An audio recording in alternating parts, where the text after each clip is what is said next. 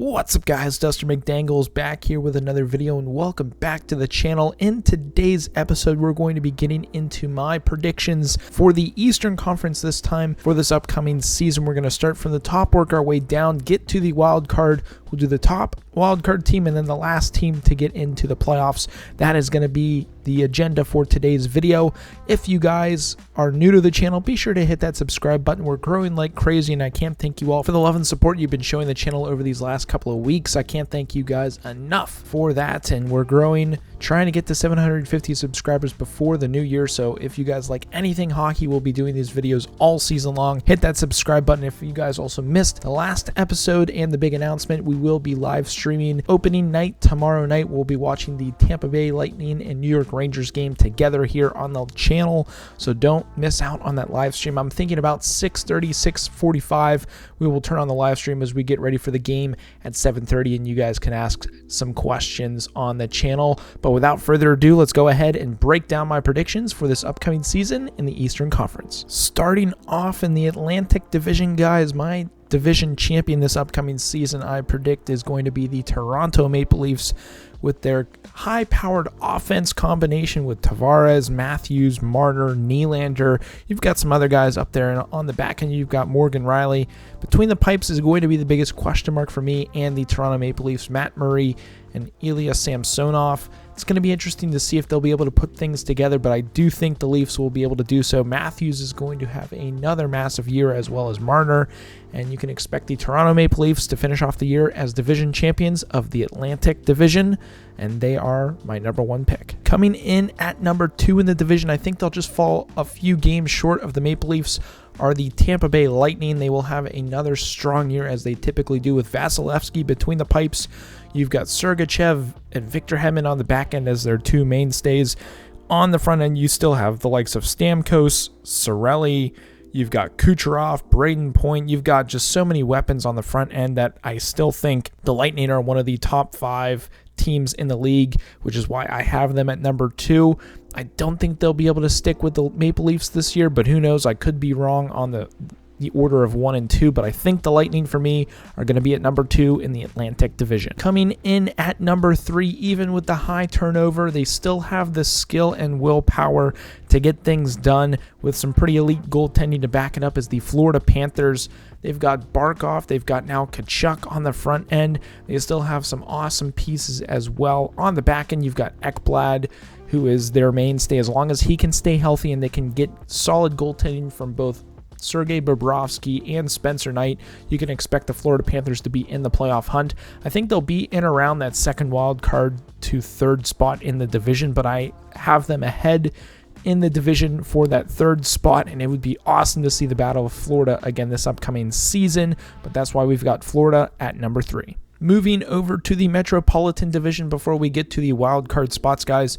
Top team for me in the Metro this upcoming season is going to be the Carolina Hurricanes once again, with their depth of forwards, Teravainen, Aho, Nicias, Svechnikov, and bringing over Pacioretty. I know he's not going to play at the start of the year, but he will play eventually, and some pretty solid depth on the back end. You've brought in over Brent Burns from the San Jose Sharks. You still have Brett Pesce and Slavin on the back end. Goaltending, I think Freddie Anderson, as long as he can stay healthy as well, the Carolina Hurricanes are going to be a tough team to play against, and their Barn PNC Arena is usually rocking, so that's why we've got the Carolina Hurricanes at number 1 in the Metro. Coming in at number 2 for me in the Metro are the Pittsburgh Penguins. They are going to have another kick at the can here with their core cast of characters, Crosby, Malkin, Letang. On the back end, you've even got Dumoulin. They brought in Jeff Petrie from the Montreal Canadiens. You've got Jeff Carter, Kasperi Kapanen. You've got a bunch of different players. Jason Zucker playing for a contract year.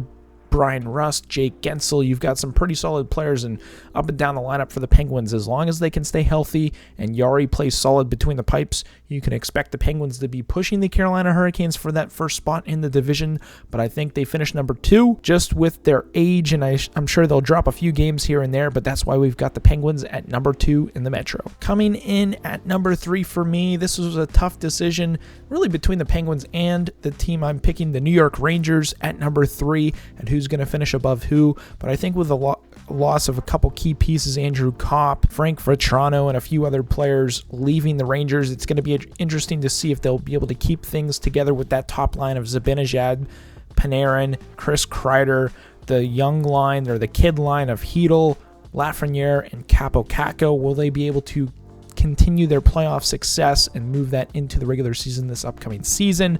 On the back end, will Keandre Miller be able to take that next step and become a superstar on the back end? Adam Fox, Jacob Trouba, you've got some awesome players on the back end, and between the pipes, you've got Shesterkin. So the Rangers will be there. I think they'll take a little bit of a step back, but they'll be in the playoff hunt, and if we get Penguins-Rangers first round, that would be an awesome matchup after what we saw last season, but that's why we've got the Rangers at number 3. Taking a look now at my wildcard teams, this was so much harder than the Western Conference because for me, there are a few teams in the hunt for the wild card. I mean, you've got the Capitals, the Sabres, the Red Wings, the Senators. You've even got the Islanders and Blue Jackets and the Bruins. It was a tough decision for me, but the first wild card team for me are going to be the Washington Capitals. I know they've got some injuries with some top players going to be going on earlier this season with Backstrom and Wilson missing those guys, but I think the supporting cast and Ovechkin are going to be able to keep the Capitals afloat until they get back and even push for a higher spot in the playoffs. I don't see them getting a division spot, but that's why we've got them at the number 1 wildcard spot. Also with a solid back end headed by John Carlson, and between the pipes they now have Darcy Kemper. It'll be interesting to see if they can find that true goaltender to keep them in games, which I think if Darcy Kemper can keep them in games, I think the Capitals will be just fine in finding themselves in that first wild card spot in the Eastern Conference. And coming in at my final spot in the wild card, this one was so hard because you've got the Bruins and they've made the playoffs for the past forever. Very deep, very solid, but they do have injuries to start the season. It'll be interesting to see how they do without Marchand and McAvoy. I don't think it's going to play in their favor though, but my team for the second wildcard spot is kind of out of the blue. It's a shot in the dark, but we're taking the Detroit Red Wings, the youth, mixed in there with some acquisitions that they brought in, some older players this upcoming season. David Perron being one of note. Can Larkin step up? Verana step up. You've got Moritz Seider, Lucas Raymond. You've got some pretty awesome players on that team, as well as you've got Husso and Nedeljkovic between the pipes is one of the top 5 tandems in the NHL. I think it might be good enough to squeak in. It might come down to the last couple of days in the playoffs, but I think they'll be good enough just to squeak in ahead of the Bruins, ahead of the Sabres, and ahead of the Senators. It's going to be a tight battle for that second wildcard spot, and I cannot wait to see where we end up near the end of the season. If this is going to be right or wrong, either way, it's going to be an absolute battle for those wildcard spots going into the Eastern Conference this upcoming season. But that is it for my predictions, guys. I want to hear from you down below in the comments. Do you think I'm pretty spot on with my predictions when it comes to the teams and order of teams in each division? Who am I missing? Should the Bruins be in there over somebody? Should the Senators be in there? Should the Sabres, Islanders, Blue Jackets, who should be in there that I don't have in there? I want to hear from you guys down below in the comments. And if you've made it to this point in the video, be sure to hit that subscribe button. We are trying to grow to 750 subscribers, as I said at the start of this video, and we can't do it without you guys. So if you have made it to this point and you're not subscribed, be sure to hit that subscribe button. We are doing these videos all season long, guys. Tomorrow, we are doing the live stream of opening night. I know the NHL has really already started, but this is the first opening night on American soil, so get excited for that, guys. Rangers Lightning, 7:30 Eastern time on ESPN. Come watch it with us. We'll have a fun time, guys. We won't have any prizes or anything like that, but we will have a good time in the comments and shooting the breeze as we watch this hockey game. But hope to see you guys there. That's going to be it for this episode. I hope you guys have a good one, and as always, stay dusty.